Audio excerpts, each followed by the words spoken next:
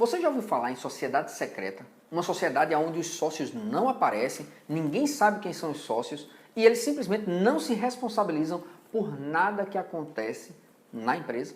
É sobre isso que nós vamos falar nesse vídeo.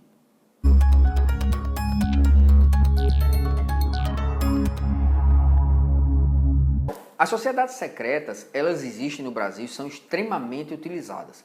E aí você pode estar se perguntando, mas se elas escondem os sócios, se os sócios não aparecem, se esses sócios não são responsáveis por nada do que acontece dentro da empresa, para que é que elas existem?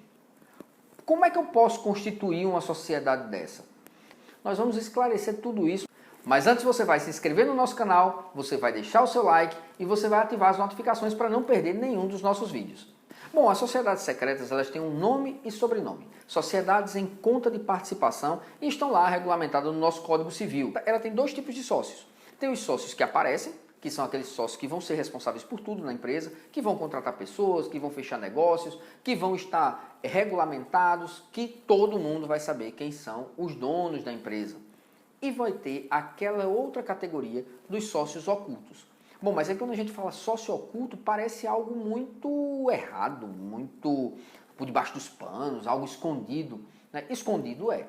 Mas a finalidade, muitas vezes, é lícita. E eu falo muitas vezes porque a gente sabe que pode ter alguém utilizando essa forma de sociedade, esse tipo societário, para finalidades escusas, erradas, imorais ou ilegais. Mas não vamos falar aqui sobre isso, porque não é o nosso foco. E aí essas pessoas que são os investidores, por exemplo, essas pessoas que são as pessoas que vão participar daquela sociedade, mas não querem correr risco. Elas querem simplesmente injetar o seu capital, deixar lá aquele desenvolvimento daquele projeto dentro daquela empresa, da atividade daquela empresa acontecer e ela retirar o seu lucro no final. Então imagine um pai que dá um determinado dinheiro para um filho iniciar uma empresa. E aí o filho vai, desenvolve a atividade, contrata pessoas, constrói, ou vende, ou faz alguma coisa nesse sentido, e depois ele vai dar uma participação dos lucros ao pai. Mas o pai não tem nenhuma obrigação relacionada a isso. Isso, lógico, que não tem nada de ilegal, não tem nada de imoral, muito pelo contrário. Isso é até uma forma de desenvolver as empresas e de fomentar os negócios. Porém, existe também outro tipo de investimentos relacionados a isso. Vamos dar um exemplo aqui de uma construtora. Uma construtora que pega uma obra grande para fazer e ela vai ali fazer vários galpões, ela tem expertise, know-how para isso, ela vai fazer pavimentação, ela vai fazer a parte de estrutura, tudo. Mas tem de repente, no meio do projeto, uma ponte. E essa ponte ela realmente não tem condição de desenvolver sozinha, mas ela pegou aquele contrato global com um determinado cliente e ela não quer simplesmente subcontratar alguém porque ficaria muito caro. Chamar alguém e ela custear isso aí ficaria muito caro. Como é que ela pode fazer então? Ela pode pegar aquele contrato dela, estudar e analisar qual seria, por exemplo, o lucro apurado naquela fase da obra, a construção da ponte, por exemplo, e fazer um contrato de sociedade em conta de participação para aquele trecho da obra com essa outra empresa que tem o expertise. Desenvolve a parte dela, só tem obrigações diretamente com essa construtora, terminou a parte dela, apura o lucro e sai. E não vai ter nenhuma relação, nem sequer o proprietário do empreendimento tem necessidade de conhecer que houve um contrato em uma sociedade em conta de participação. Mas aí você fica imaginando, tá, tudo bem, a empresa lá que contratou, ela vai receber o dinheiro inteiro. E ela vai precisar pagar alguém, ou a pessoa que desenvolveu, pelo aquele serviço, por aquela sociedade que foi feita. E aí, como é que eu vou fazer esse repasse desse valor, se não houve um contrato de prestação de serviço, por exemplo?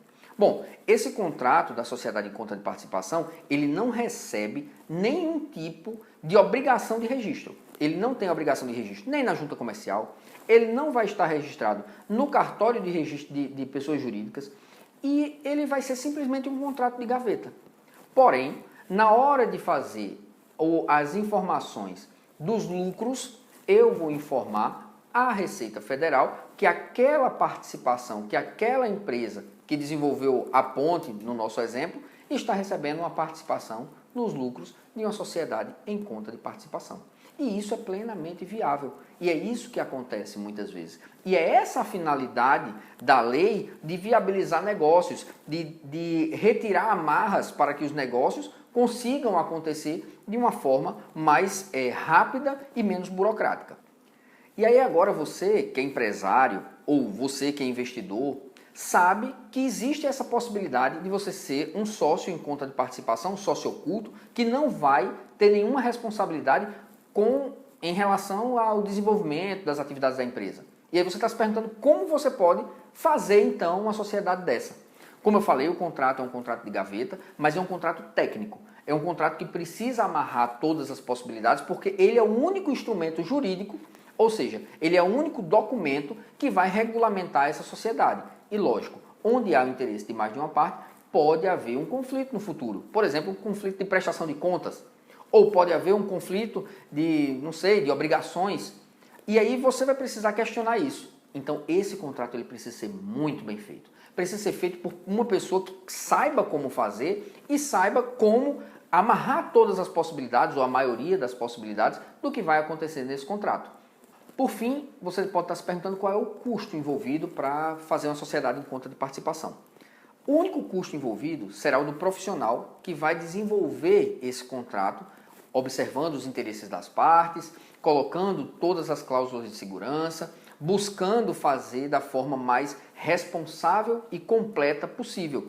Uma vez que esse é o único custo, por quê? Porque eu não tenho registro na junta comercial, eu não tenho necessidade, eu não tenho possibilidade sequer de registrá-lo no cartório de registro de pessoas jurídicas, ele não comporta esse tipo de registro. O máximo que você vai ter, além do custo com o profissional, é a despesa de registrar esse documento no cartório de registro de documentos e o reconhecimento das firmas, das assinaturas dos sócios ou dos sócios envolvidos na operação. Então era sobre isso que a gente tinha para falar, sobre as sociedades secretas. Agora você já sabe que ela não tem nada de ilícito, que ela não tem nada de imoral, ela é um tipo societário, sociedade em conta de participação que é plenamente viável e possível de fazer. Mas se de alguma forma ficou alguma dúvida, se você gostaria de fazer alguma pergunta a esse respeito, pergunta aqui nos comentários, deixa o teu comentário aqui embaixo. Também, se você tem alguma sugestão sobre outros temas que a gente possa trazer nos próximos vídeos, também será muito bem-vindo. E não esquece, deixa o teu like, se inscreve no canal, ativa as notificações e compartilha esse vídeo com todas as pessoas que você acha que devem e precisam saber sobre esse conteúdo, tá bom? Um grande abraço e até o próximo vídeo.